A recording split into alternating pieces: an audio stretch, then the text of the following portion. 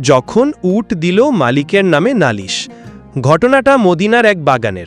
সাহাবীরা আড্ডা দিচ্ছিলেন, এমন সময় সেখানে এলেন বিশ্বনবী সাল্লাল্লাহু আলাইহি ওয়াসাল্লাম। বাগানে ছিল এক বিশাল উট। উটটাকে দেখামাত্রই লোকজন ভয়ে দূরে সরে গেল, কারণ ওটা ছিল যেমন রাগী তেমনই খ্যাপাটে। Dramatic entry. কিন্তু সবাইকে অবাক করে দিয়ে উটটা নবীজিকে দেখামাত্রই একদম বিলাই হয়ে গেল। দৌড়ে এসে নবীজির সামনে হাঁটু গেড়ে বসে পড়ল। শুধু কি বসা, উটের চোখ দিয়ে ঝরঝর করে পানি পড়ছে। দেখে মনে হচ্ছে উট যেন কেবল কাঁদছেই না, বরং নবীজির কানে কানে মালিকের নামে জিডি বা কমপ্লেন জমা দিচ্ছে। নবীজির সেই ধমক।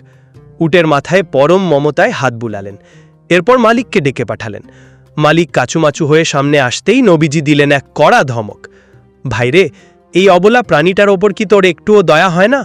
ও তো আল্লাহর কাছে তোর নামে রীতিমতো কান্নাকাটি করে অভিযোগ দিচ্ছে। উটের আসলে কি বলেছিল? নবীজি উটের ভাষা বুঝতে পারতেন। তিনি মালিককে বললেন, ১. তুমি ওকে ঠিকমতো খেতে দাও না, ডায়েটিংয়ের নামে না খাইয়ে রাখা।